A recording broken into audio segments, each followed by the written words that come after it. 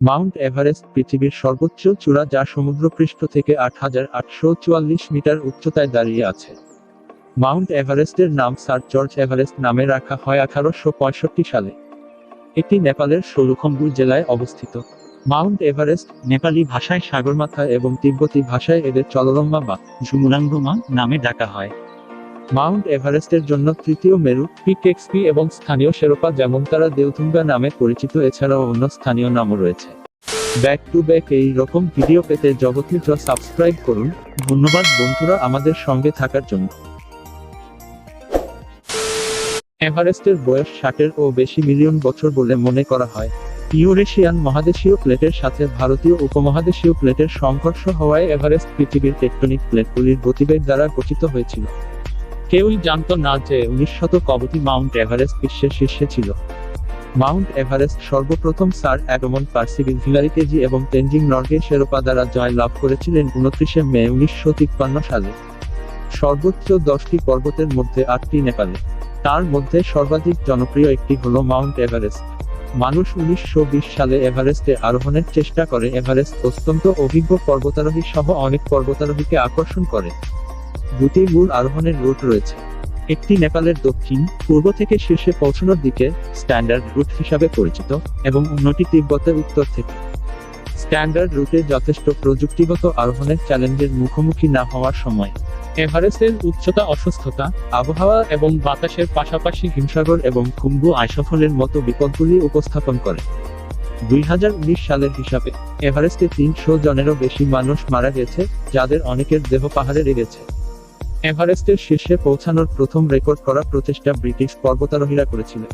এ সময়ে নেপাল বিদেশিদের প্রবেশ করতে দেয়নি বলে ব্রিটিশরা তিব্বত দিক থেকে উত্তর পর্বতমালার পথে বেশ কয়েকটি চেষ্টা করেছিল। ১৯১২ সালে ব্রিটিশদের দ্বারা প্রথম পুনর্বিবেচনা অভিযানটি উত্তর কর্নালে ৭,০০০ মিটার পৌঁছানোর পরে ১৯২২ অভিযানটি উত্তর পাথরের পথটিকে ৮,৩২০ মিটার পর্যন্ত ঠেলে দেয়। প্রথমবারের মতো একজন মানুষ ৮,০০০ মিটার উপরে উঠেছিল। ২৬,২৪৭ ফুট। উত্তর কর্নেল থেকে নেমে আসা অবৈধ পাহাড়ে ৭ বন্দী নিহত হয়েছিল। ১৯২৪ সালের এই অভিযানের ফলে এভারেস্টের সবচেয়ে বড় রহস্যের মধ্যে একটি ছিল, জর্জ ম্যালোরি এবং অ্যান্ড্রু ইডিন চূড়ান্ত শীর্ষ সম্মেলনের চেষ্টা করেছিলেন কিন্তু কখনো ফিরে আসেনি। বিতর্ক ছড়িয়ে দিয়েছিল তারা শীর্ষে পৌঁছানোর প্রথম ছিল কিনা। সেদিন তাদের পাহাড়ের উপরে উঁচু জায়গায় চিহ্নিত করা হয়েছিল, কিন্তু মেঘের মধ্যে অদৃশ্য হয়ে গেছে। তা আর কখনো দেখা যাবে না যতক্ষণ না ম্যালোরির মৃতদেহ উত্তর মুখেরা ১৫৫ মিটারে পাওয়া যায় বলে মনে করা হয় ১৯৯৯ সালে। তেনজিং নরগে এবং এডমন্ড হিলারি ১৯৫৩ সালে দক্ষিণ পূর্ব পাথরের পথটি ব্যবহার করে এভারেস্টের প্রথম আনুষ্ঠানিক আরোহণ করেছিলেন। এর আগে ১৯৫২ সালের সুইস অভিযানের সদস্য হিসাবে নরগে তার আগের বছর ৮,৫৯৫ মিটার ২৮,১৯৯ ফুট এ পৌঁছেছিল। ওয়াং ফুটো, গণপর এবং কুইংহুয়াদের চীনা পর্বতারোহণ দলটি ১৯শে মে উত্তর পর্বত থেকে প্রথম শীর্ষে উঠে আসে। এভারেস্টের নেপালি নাম সাগরমতি, সাগরমাথা, যার অর্থ head in the great blue আকাশ সাগর, সাগর অর্থ আকাশ এবং মথা, ম্যাথ অর্থ নেপালি ভাষায় মাথা। ভূতাত্ত্বিকেরা মাউন্ট এভারেস্টের সমন্বয়ে গঠিত শিলাগুলিকে ৩টি ইউনিটে গঠন করেছেন, যা ফর্মেশন বলে। প্রতিটি গঠন নিম্ন কোন ফল্ট দ্বারা একে অপরের থেকে পৃথক করা হয় তাকে বিচ্ছিন্নতা বলা হয়, যার সাথে তারা একে অপরের উপর দক্ষিণ দিকে প্রসারিত হয়, এর ফলে একটু করে দক্ষিণ দিকে সরে যাচ্ছে। মাউন্ট এভারেস্টের শিখর থেকে এর বেস পর্যন্ত এই রক ইউনিটগুলি ল কোমোনাইমা ফর্মেশন, নর্থ কোল ফর্মেশন এবং রম্বুক ফর্মেশন। এভারেস্টে খুব কম দেশীয় উদ্ভিদ বা প্রাণীজন্তু রয়েছে। এভারেস্টের মাউন্টে একটি শ্যাওলা ২১,৪২০ মিটার বৃদ্ধি পায়। এটি সর্বোচ্চ উচ্চতার উদ্ভিদ প্রজাতি হতে পারে।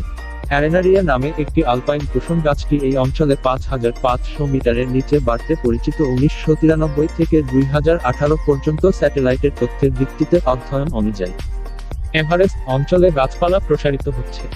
গবেষকরা এমন অঞ্চলগুলিতে গাছপালা খুঁজে পেয়েছেন যা আগে খালি মনে করা হতো। অবতার সিং চিমা এভারেস্টে আরোহণকারী প্রথম ভারতীয় এবং বিশ্বের ১৬তম ব্যক্তি ছিলেন। অন্য ৮ জনের সাথে তিনি ১৯ আর্মি মাউন্টেন টাই আরোহণের জন্য ভারতীয় সেনাবাহিনীর তৃতীয় মিশনের অংশ ছিলেন। সমুদ্র পৃষ্ঠ থেকে এত উপর কোনো সম্ভব প্রাণীয় জীবন ধারণ করতে পারে না, কিন্তু এভারেস্ট কোনো জীব বিচিত্রহীন কোনো পর্বতশৃঙ্গ নয়। ইয়াক বানর, রোমযুক্ত বেড়া এছাড়াও গরু গৃহপালিত পশু হিসাবে ব্যবহৃত হয়। শিকারী প্রাণীর মধ্যে তুষার চিতা দেখা যায়, যদিও প্রাণীটি বিলুপ্ত প্রায়। এছাড়াও এখানের সাধারণ মানুষরা মনে করেন এভারেস্টে বরফ মানব বা ইয়েতি অস্তিত্ব আছে, কিন্তু বিজ্ঞানীরা এটি ভুল বলে দাবি করেন।